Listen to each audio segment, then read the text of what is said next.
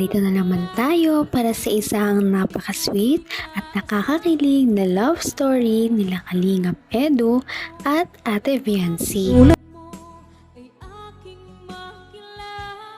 Sa pagpapatuloy ng ating love story ay talagang kinilig ang mga viewers dahil new adventure ang vlog na ito para sa Kalingap Edu and Viancy love team. Napadalaw nga si Kalingap Edu sa bahay nila Viancy upang ipaalam siya dahil may pupuntahan nga sila noong araw na yon. Hindi niya pa sinabi kung saan ito, ngunit pinaalam niya sa kanyang papa na may pupuntahan muna sila ng saglit at ihahatid niya din daw si Viancy pauwi. Pagkakita nga ni Viancy kay Kalingap Edu ay agad-agad siyang nagtanong kung okay lang ba ito. Dahil nga kakagaling lang ni Kalingap Edu sa sakit. Kaya naman concern na concern ang dalaga sa binata. At dahil nga ilang araw silang hindi nagkita, namiss din nila ang isa't isa. Nagkasakit po ba ka? Nagkasakit? Ay, yung pakiramdam mo? Sama pa nga eh. Tingnan po. Wala kasi ang tagal gumaling at wala nag-aalaga. Sabi ko po kasi magpahinga po kayo. Magpahinga?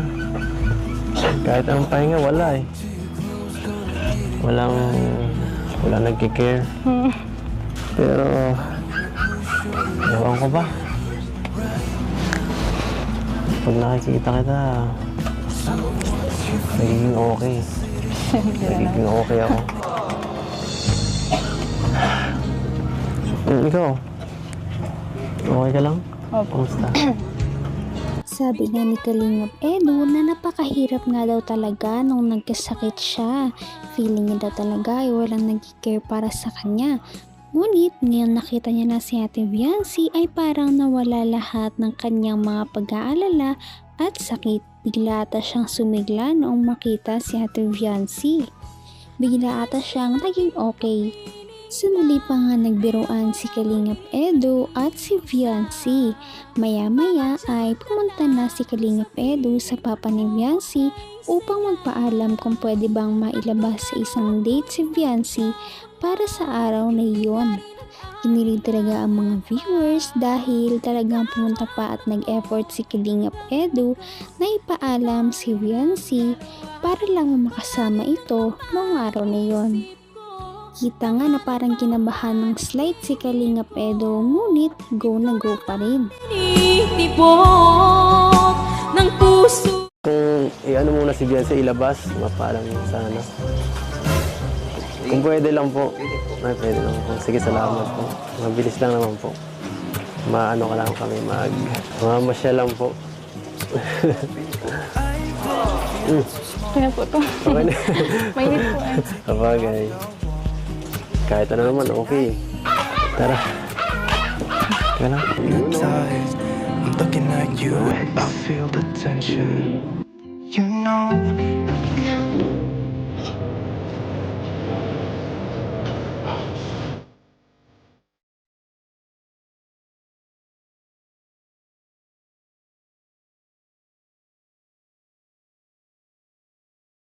Intertwined, I'm looking at you and I feel the tension. You know this. Pagdarating nga nila sa venue ay talagang nagulat si Viancy dahil hindi naman daw siya prepared na ganun pala ang date nila noong araw na yon. Dahil nga ito ay hindi pangkaraniwang date na kung saan ay kakain lang sila. Dito ay nagkaroon sila ng isang couple photoshoot. First time nga lang daw ito ni Viancy kaya naman talagang kabang-kaba siya sa mga mangyayari at hindi nga daw siya prepared. Sana naman daw ay sinabihan siya ni Kalingap Edu para makapag-prepare man lang kahit konti. Ngunit bawi naman ni Kalingap Edu na okay lang yon dahil kahit anong gawin sa kanya, kahit anong mangyari ay maganda talaga si Viancy at walang makapagbabago doon. Maya-maya pa kahit na hindi sanay ay talagang sumabak na sila sa kanilang photoshoot at kilig na kilig ang mga viewers dahil sa kanilang napakalakas na chemistry.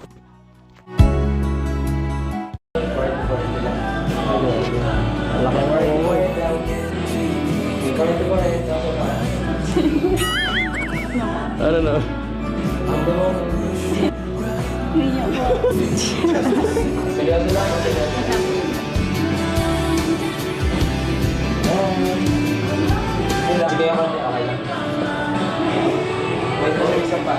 Okay na yun, ma'am. Nakagano ka. Sandal ko. Konti lang, konti lang. Okay, good. Ready? 1, 2. Okay lang, nakawa ka sa balikat niya. Yan. Oh, sige. Sandal. Isa pa. 1, 2. Kuya, tingin ka sa kanya. Kunyari, sisilip pa siya. Ma'am, gano'n ka ulit. 1, 2. Harap ka dito, harap ka dito. Tapos ikaw, ma'am, dito. Para yung shadow. Grabe naman sa level up ang kanilang date ngayon dahil talagang ang dami nilang mga sweet poses na magkasama. Kaya naman talagang kinilig ang mga viewers dahil sa kanilang mga ginagawa. Sabi nga ni Kalingap Edu na first time daw niya na makaharap si Viancy ng ganoon kalapit, kaya kahit na hindi siya masyadong kinakabahan palagi ay talagang kinabahan siya kanina noong nag-photoshoot na sila. Ngunit dahil talagang parang may feelings na sila sa isa't isa ay parang na-enjoy naman nila ang mga photoshoot at ang mga fun na poses na kanilang mga ginagawa. Pinuri nga ni Kalingap Edu na napakaganda raw talaga ni Viancy kaya maswerte siya. Ang nasa dibdib. Ito nasa harap. Yan, sa dibdib. Sa dibdib niya. Tapos ikaw si Mama Colin sa bewang. Sa bewang yan. Okay. Kunyari, ma'am, dapat ka ng konti. Parang aamin mo yung ilong yan. Okay.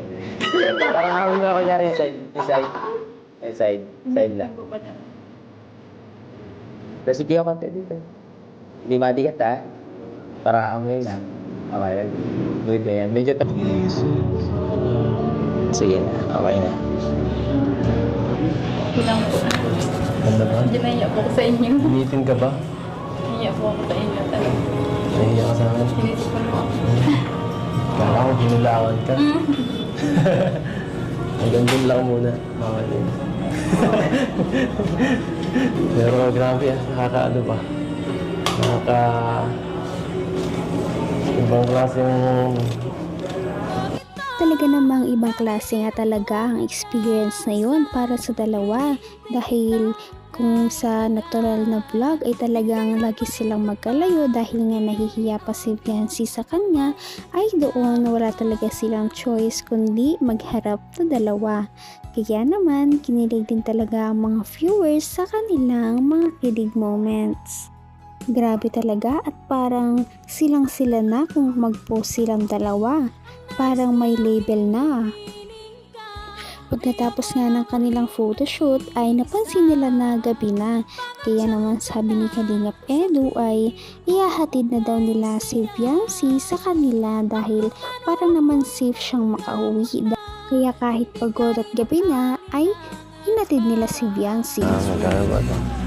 1, 2, 3, 4, 5. Ito, 5,000. Galing kay Tita Emmy. Pang ano mo daw, pocket money. Para sa... May pang ano na sa Palawan? Tanggapin mo. Wow! Para sa'yo. Salamat po. Sorry po. So gusto ko lang sabihin sa Viancy itong pinabibigyan Tita Pink Pro. May sasabihin lang po kami, Nay. Oo, para alam niyo rin po, Nay. Tita Pink Provido, di ba? Yung nagdagdag nung... Nagbigay ulit po si Tita Pink Provido ng 100,000 po. Grabe. Opo. Pandagdag daw sa pabahay. At ang sabi pa niya sa akin, baka ito yung bahay nila Viancy. Opo, grabe si Tita Pink. Sobrang bait talaga, Tita Pink Provido. Thank you so much po, Kasi grabe ang pagmamahal nyo kay Biancy. Sobrang Grabe talaga at umulan na naman ng mga iba't ibang blessings galing sa iba't ibang tao at sponsors ang bahay ni Viancy. Kaya naman tuwan-tuwa ito at ang mama ni Viancy. Dagpa ang balita na sinabi ni Kalinga Prab na marami na naman nagdagdag ng talagang napakalaking halaga para naman sa bahay ni Viancy. Meron pa nga nagdagdag ng 150,000 at may mga tig 50,000 para lamang mabuo ang bahay ni Viancy.